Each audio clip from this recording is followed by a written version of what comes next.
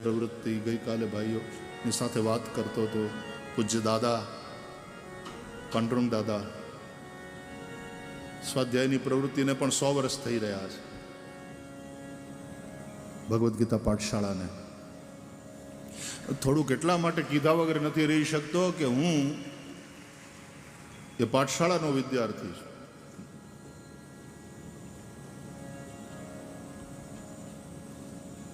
એટલે મફતનું લઈશ નહીં.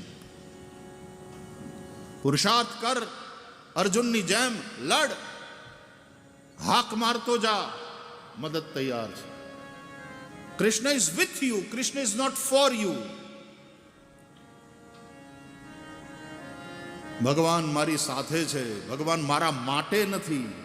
આ યાદ રાખવું જોઈએ. આઈ એમ સપોઝ ટુ ફાઇટ. યુદ્ધ મારે કરવાનું છે. આ મારું યુદ્ધ છે. કૃષ્ણ મારી સાથે છે. પ્રભુ તમે છો મારા જીવન રથના સારથી. તમે છો મારા જીવન રથના સારથી. કૃષ્ણ તમે છો મારા જીવન રથના સારથી. કૃષ્ણ તમે છો બધા ગાઓ. મારા જીવન રથના સારથી. જ્ઞાન ગીતા ઉપદેશી મુજને, જ્ઞાન ગીતા ઉપદેશી મુજને, બનાવજો પરમારથી મારા જીવન રથના સારથી. પ્રભુ તમે છો મારા જીવન રથના સારથી. હે કૃષ્ણ તમે છો મારા જીવન રથના સારથી. કૃષ્ણ તમે છો મારા જીવન રથના સારથી.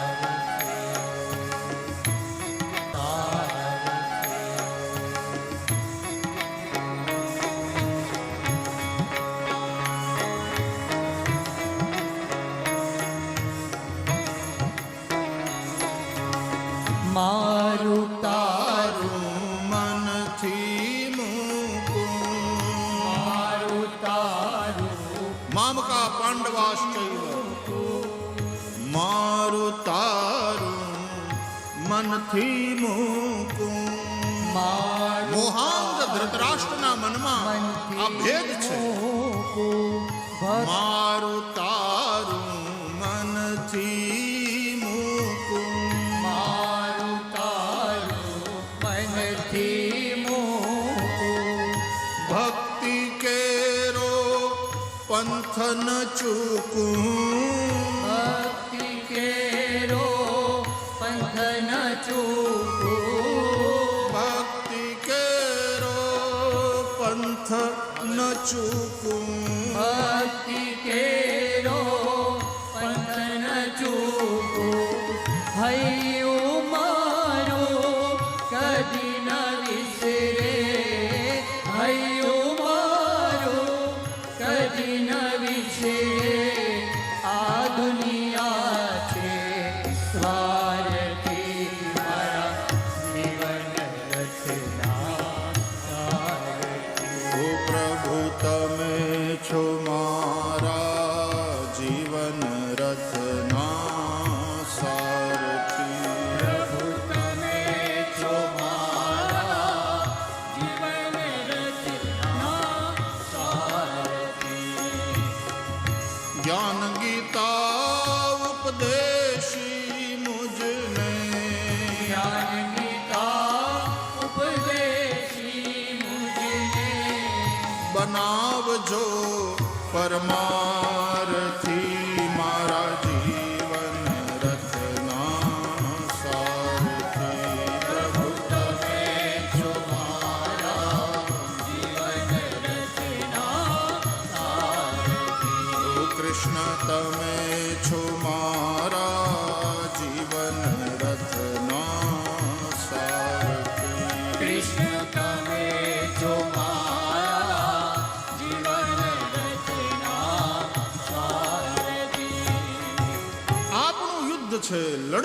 કરવાને પડશે.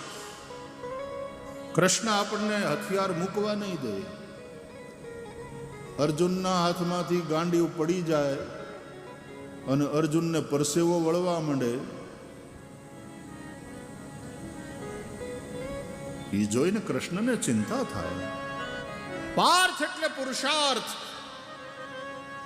ઉત્તિષ્ઠ કૌંતેય યુદ્ધાય કૃત નિશ્ચય. કૌંતે, હે મારી ભાઈના દીકરા, તારી માં અમારી ફઈ ઈ કોઈ દી હારી નથી. તું એનો દીકરો છે. ઉઠ, ઉભો થા, યુદ્ધ કર. ગીતા એ કર્મમાં પ્રેરનારો ગ્રંથ છે. સંન્યાસી હોય એને માટે સાંખ્ય, પણ અર્જુન જેવાને માટે તો યોગ, કર્મયોગ. લોકમાન્ય તિલકજી ગીતાના ઉપર જ્યારે કહેશે ત્યારે એની એક દ્રષ્ટિ, અને આદ્ય શંકરાચાર્ય ભગવાન કહેશે ત્યારે એની બીજી દ્રષ્ટિ. એની એ ગીતા પણ જ્ઞાનપરક અર્થો શંકરાચાર્ય ભગવાન બતાવે, અને કર્મપરક વાતો એ લોકમાન્ય તિલક બતાવે. તો સાંખ્ય અને યોગ આ બંને નિષ્ઠા છે. ભગવાને કહ્યું, લોકેસ્મિન દ્વિવિધા નિષ્ઠા પુરા પ્રોક્તા મયા નઘ જ્ઞાન યોગેન સાંખ્યાનામ કર્મયોગેન યોગિનામ. Help yourself. ભગવાન પણ એની જ મદદ કરે છે જે પોતે પોતાની મદદ કરે. બેઠા બેઠા પડ્યા પડ્યા ખાતા રહેવાની જ્યાં વાત હોય, ભગવાન એની સાથે ના હોય. આમ ભલે આપણે બધા ભજન ગાય, ભાલા વાલા મારી ભેરે રહેજો, ભાલાવાળો રામદેવ પીર પણ એમ કે તમે ધંધા હગડ રહેજો, તો મફતનું ખાવાની વાત નહીં. હાડકા નકામા થઈ જાય એ ખોટું.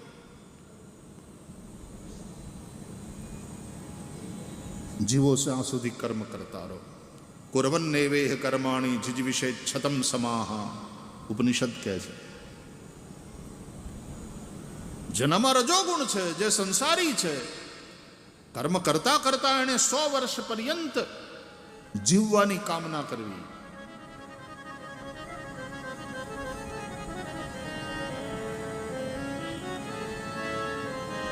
કોકનું ખોદતા જાય, બીજાની ટીકા કરતા જાય, ને પાછા એમ કે હવે અમે તો કાંઠે બેઠા.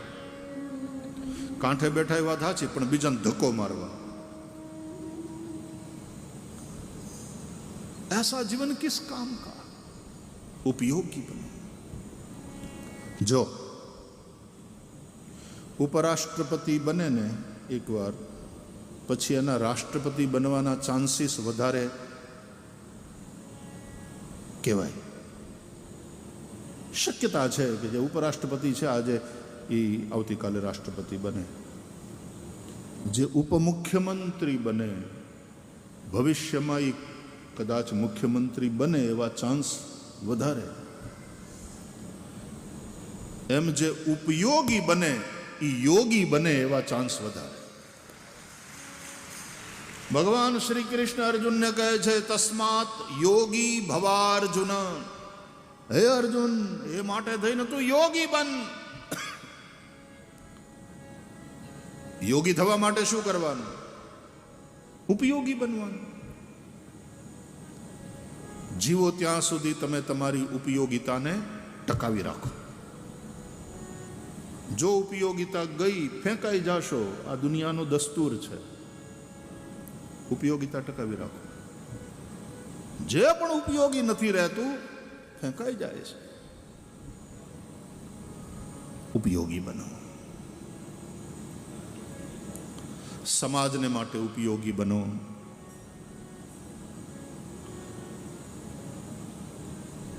ભગવાનને માટે ઉપયોગી બનો.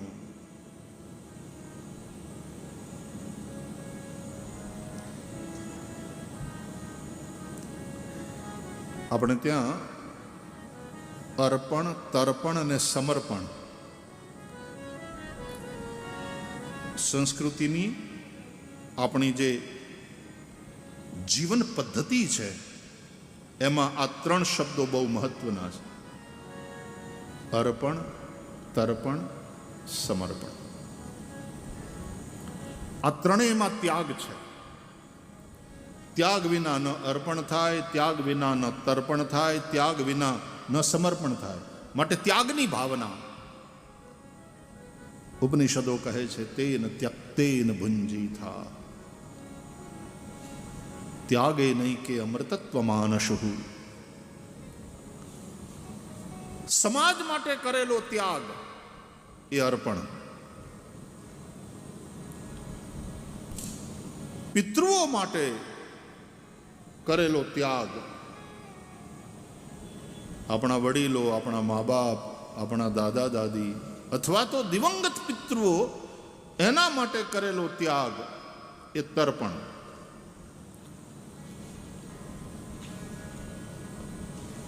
અને દેવતાઓ માટે કરેલો ત્યાગ એ સમર્પણ.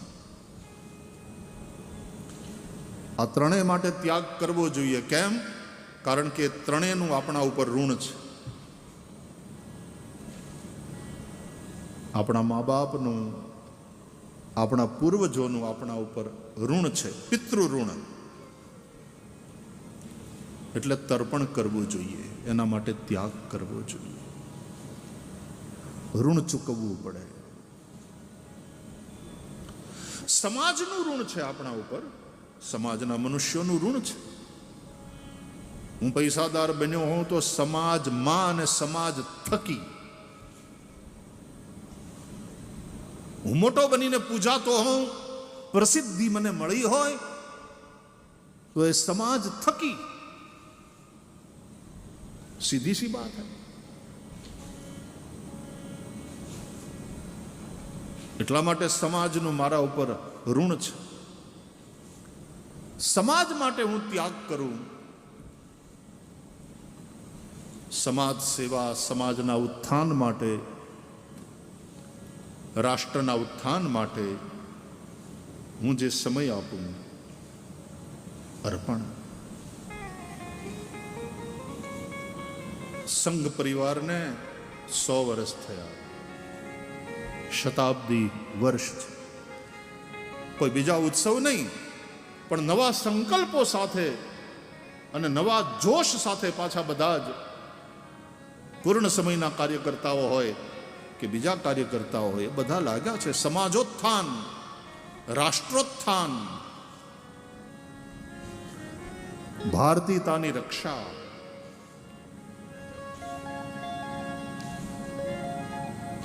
અને એના દ્વારા ભારતને વિશ્વગુરુ બનાવવા તરફ લઈ જવું. એમાં હું શું યોગદાન આપી શકું? એમાં સમયનું યોગદાન એ સૌથી મોટું યોગદાન છે. હા સાહેબ, સંપત્તિનું યોગદાન એના કરતાં સમયનું યોગદાન એ વધારે મહત્વનું. કારણ કે સંપત્તિ તમે આપો તો પાછા કમાઈ લો, પણ જ્યારે તમે સમય આપો છો ત્યારે તમે તમારા જીવનનો એવો હિસ્સો આપી દો છો જે પાછો તમને ક્યારેય મળવાનો નથી. એને તમે પાછા કમાઈ શકવાના નથી. પણ સમય સાર્થક કરવાનો છે. આ કથામાં આપણે બેઠા છીએ, આ સમય આપણને થોડો પાછો મળવાનો. આ સમય જે કથામાં ગયો એ ગયો, પણ નકામો નથી ગયો, સાર્થક થયો. ધન્ય ઘરી સોઈ જબ સત્સંગા. એ ઘડી ધન્ય છે જેમાં સત્સંગ થાય. સત્સંગ દુર્લભ છે. વ્યાસ ભગવાન કહે છે ક્ષણોત્રૈવ સુદુર્લભ નાવકાશ કદાચિત દિનમાત્રમ તથાપિતુ સર્વથા ગમનમ કાર્યમ ક્ષણોત્રૈવ સુદુર્લભ. કથામાં ગુજારેલી એક ક્ષણ, સત્સંગમાં ગુજારેલી એક ક્ષણ દુર્લભ છે. दुर्लभैव कथा लोके श्रीमद् भागवतोद्भवा. व्यास भगवान कहते हैं कथा दुर्लभा, सुराणाम अपि दुर्लभा, देवों ने પણ દુર્લભ એવી શ્રી હરિની કથા.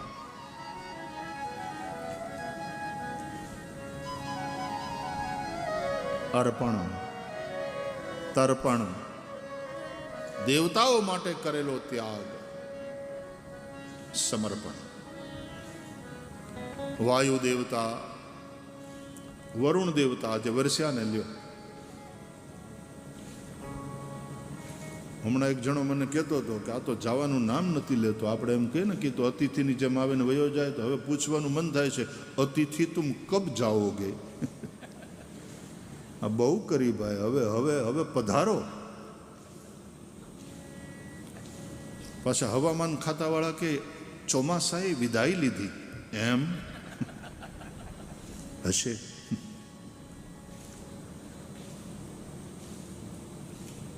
પણ તમે આ વરસાદને પૂછો ને કે આમ આમ કેમ તમે તો વિદાય લેવાના હતા, તો વિદાય જ લેવાનો છો. આ તો બાય બાય ટાટા કરવા આવ્યો છું.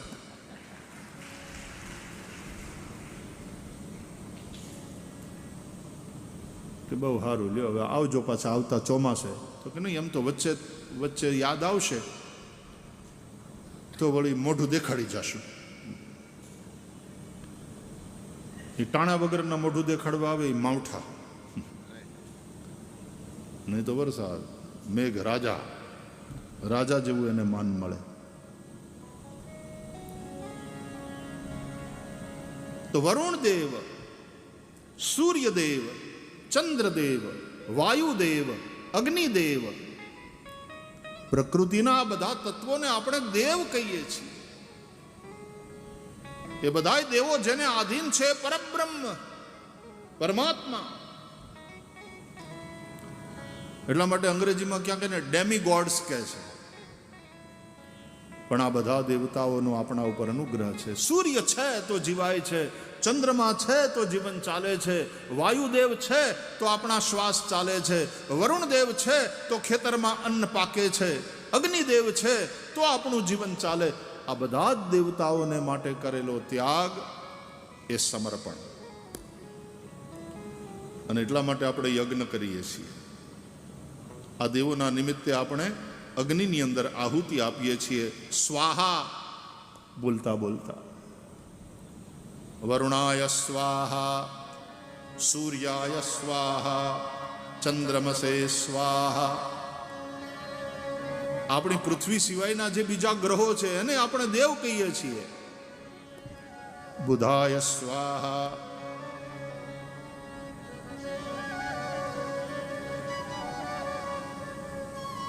ગુરુ, શુક્ર, શનિ, બધા ગ્રહોને આપણે દેવ માનીએ છીએ. આપણો સનાતન ધર્મ આ પ્રકૃતિની પૂજા કરતા આપણને શીખવાડે છે. પ્રકૃતિને માતા ગણો, એને પૂજ્ય ભાવે તમે જુઓ. એ માં તમને દૂધ પાય, એ માં તમને વાલ કરે, એ માં થકી જ તમારો દેહ બને છે અને એ માં થકી જ તમારો આ દેહ પોષાય છે. એ માતા પ્રકૃતિનું ક્યારેય શોષણ ન કરો, પૂજન કરો. અત્યારે માણસ પ્રકૃતિનું શોષણ કરવા ઉપર ઉતરી આવ્યો છે. એ પ્રકૃતિ સાથેનો દુર્વ્યવહાર છે, એ પાપ છે. નદીઓને ગંદી કરવી એ પાપ છે. તીર્થોના અંદર કપડાં ધોવા કે સાબુથી સ્નાન કરવું પાપ છે. પૃથ્વી ઉપર ગંદકી કરવી એ પાપ છે. અરે અકારણ વૃક્ષચ્છેદન પાપ છે. અહીંયા તો ભગવાનની પૂજા માટે તુલસીના પાન લેવા જઈએ તો પહેલા તુલસીના છોડની પૂજા કરીએ, પ્રણામ કરીએ, ક્ષમા માગીએ અને પછી તુલસીના પાન તોડીએ. આ પ્રકૃતિની પૂજા તો સનાતન ધર્મે આપણને શીખવાડી. આ કોઈ નોખો માર્ગ નથી, આ સનાતનની અંદરનું જ છે. આ ઋષિઓએ શીખવાડ્યું છે આપણને. અરે તુલસીના પાન તોડતા પહેલા તુલસીની પૂજા કરી, તુલસીને પ્રણામ કરી, એની ક્ષમા માગીને પાન તોડીએ તો સવારના પોરમાં જ્યારે આપણે જાગીએ ત્યારે પૃથ્વી ઉપર પગ મૂકતા પહેલા પૃથ્વીને પ્રણામ કરી અને આપણે પૃથ્વીની ક્ષમા માગીએ છીએ. પાદસ્પર્શં ક્ષમસ્વ મે સમુદ્ર વસને દેવી પર્વતસ્તન મંડલે વિષ્ણુ પત્ની નમસ્તુભ્યમ પાદસ્પર્શં ક્ષમસ્વ મે.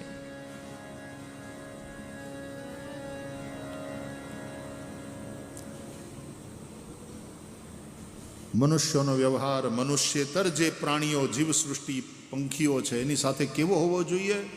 તો બતાવ્યું ભાગવતમાં કે જેવો વ્યવહાર માતા પિતાનો પોતાના સંતાન સાથેનો હોય. પ્રકૃતિને તમે માતા માનો અને પૂજા કરો, શોષણ નહીં, પોષણ કરનારી પ્રકૃતિની પૂજા કરો. અને બીજા બધા જીવો સાથે તમારો વ્યવહાર તો કે તમે મા બાપ છો, એ તમારા સંતાન છે એમ માનીને વ્યવહાર કરો. કયા મા બાપ પોતાના સંતાનને મારી નાખે? એની રક્ષા કરો, એનું પોષણ કરો, એનું હિત થાય એવું કરો.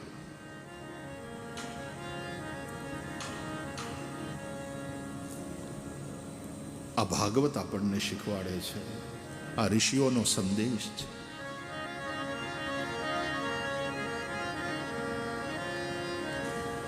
અને મનુષ્યો સાથેનો વ્યવહાર કે અમે એક જ સંતાનના, એક જ પિતાના બધા સંતાન છીએ. આ બધો મારો પરિવાર છે. ઉદાર ચરિતાનાંતુ વસુધૈવ કુટુંબકમ.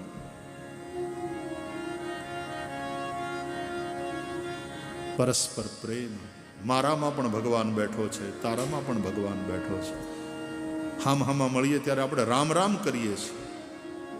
મારામાં પણ રામ છે, તારામાં પણ રામ છે. પણ મનવા તું રાવણ તું રામ, તું જ રાવણ છે, તું જ રામ છે. તારે તારી અંદરના રામને પ્રગટ કરી, તારે તારી અંદર ના રાવણને ખતમ કરવાનો છે. તો વિજયાદશમી. ફાફડા ઘાંટિયા જલેબી ખાવા માટે વિજયાદશમી નથી. એ આનંદ લો એનો વાંધો નહીં, પણ આપણી અંદરનો રામ એવો જાગૃત થાય કે આપણી અંદરનો રાવણ ખતમ થાય. રાવણ એટલે મોહ. મહાભારતમાં ધૃતરાષ્ટ્ર મોહનું પ્રતીક છે, રામાયણમાં રાવણ મોહનું પ્રતીક છે. મોહ દશમૌલી તદભ્રાત અહંકાર પાકારિજિત કામ વિશ્રામ હારી. રાવણ એટલે મોહ. રાવણનો ભાઈ કુંભકર્ણ અહંકાર, રાવણનો દીકરો મેઘનાદ કામ. ગોસ્વામી તુલસીદાસજીએ પોતાના સાહિત્યમાં રામાયણના બધા પાત્રોના આધ્યાત્મિક અર્થ સ્પષ્ટ કર્યા છે.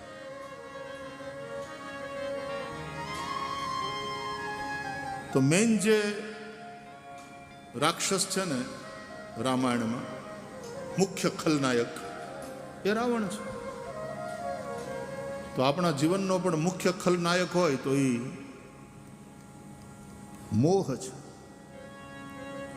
મહાભારતમાં દુર્યોધન કરતા વધારે ખતરનાક કોઈ પાત્ર હોય તો એ ધૃતરાષ્ટ્ર છે.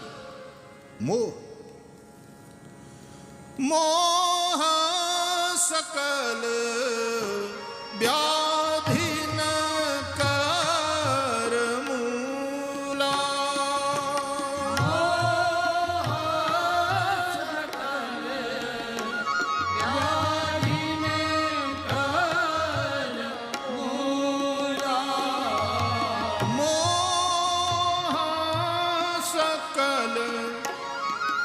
व्याधिन कर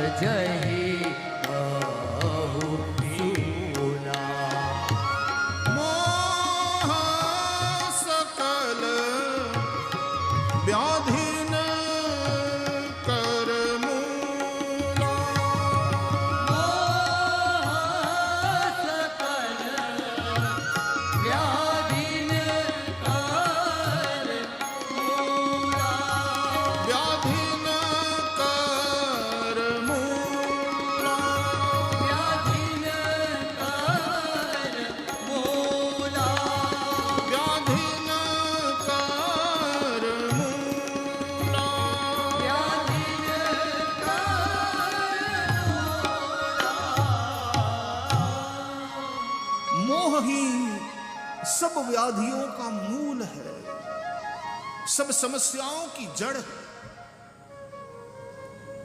એ મોહને મારવા માટે હરિકથા છે.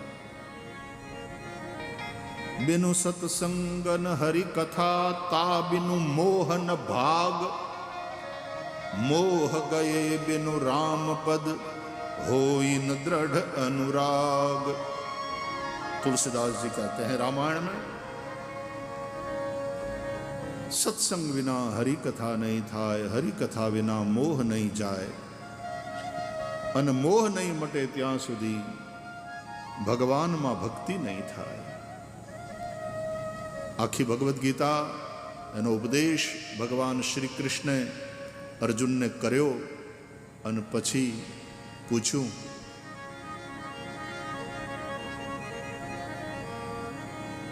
તારા સંશયો મટ્યા ભાઈ? તને સમાધાન થયું? મેં જે વાતો કીધી તને સમજાણી વાલા? અને છેલ્લે અર્જુન હાથ જોડીને કહે છે, નષ્ટો મોહ સ્મૃતિરલબ્ધા ત્વત્પ્રસાદાન મયાચ્યુત સ્થિતોસ્મિ ગત સંદેહ કરિષ્યે વચનં તવ. હે યોગેશ્વર કૃષ્ણ, મારો મોહ મટ્યો, મને જ્ઞાન થયું, મારા કર્તવ્યનું મને ભાન થયું. સ્થિતોસ્મિ ગત સંદેહ, મારા બધા જ સંદેહ મટી ગયા. અને આટલું થયા પછી પ્રસાદ લઈને ઘેર વહી જવાનું નહીં. કરિષ્યે વચનં તવ. હવે આપના ઉપદેશ પ્રમાણે હું આચરણ કરીશ. अब मैं कर्तव्य पालन के लिए प्रस्तुत हूं. કથા સાંભળીને પછી જતું નથી રહેવાનું. ના સમજાણું, આ બધું સમજાઈ ગયું, બહુ મજા આવી, બધા જ સંશય મટી ગયા ને, બહુ સારું, બહુ બહુ બહુ સરસ થઈ કથા. પછી તો પ્રસાદ લઈને ઘેર પાછા હતા એવા ને એવા નહીં. હવે કરિષ્યે વચનં તવ. હવે આ અવસર આચરણનો છે. આચરણનું નામ ધર્મ છે. ધર્મ ખાલી ચર્ચા માટે નથી, ચર્યા માટે છે. ચર્યા એટલે આચરણ.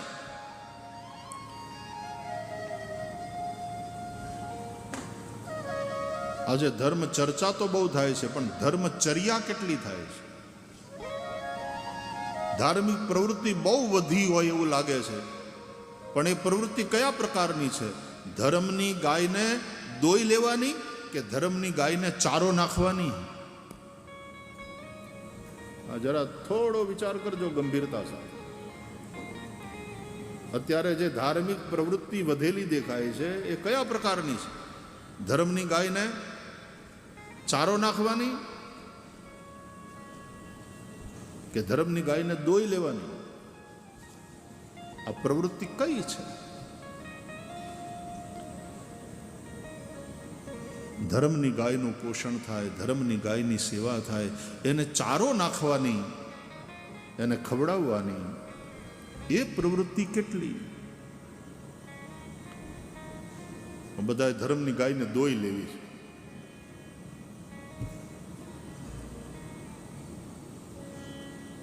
આચાર પ્રભવો ધર્મ ધર્મસ્ય પ્રભુરચ્યુત. આચરણનું નામ ધર્મ છે. ખાલી ચર્ચા નહીં, ચર્યા. ધર્માચરણ. ધર્મ ખાલી ઉચ્ચારણ માટે પણ નથી, આચરણ માટે છે. નહીં તો પર ઉપદેશ કુશલ બહુ તેરે, જે આચરહી તે નર ન ઘને રે. પરોપદેશે પાંડિત્યમ એવું કહેવાય છે. આચરણ માટે ધર્મ છે. કરીશ્યે વચનં તવ. અને એ ગીતાનું અમૃત પીજા પછી જે અર્જુને બગડાટી બોલાવી કુરુક્ષેત્રના મેદાનમાં, ધબધબાટી બોલાવી, વચ્ચે વચ્ચે વળી પાછો ક્યારેક એને મોહ પકડી લે, મારે પિતામહ ના સામે કેમ બાણ છોડાય, મારે ગુરુની સામે કેમ બાણ છોડાય. અને કૃષ્ણ વળી પાછા, એ તો શ્રી કૃષ્ણ હતા ત્યાં સતત અર્જુનની સાથે, ત્યારે ધર્મનો વિજય થયો.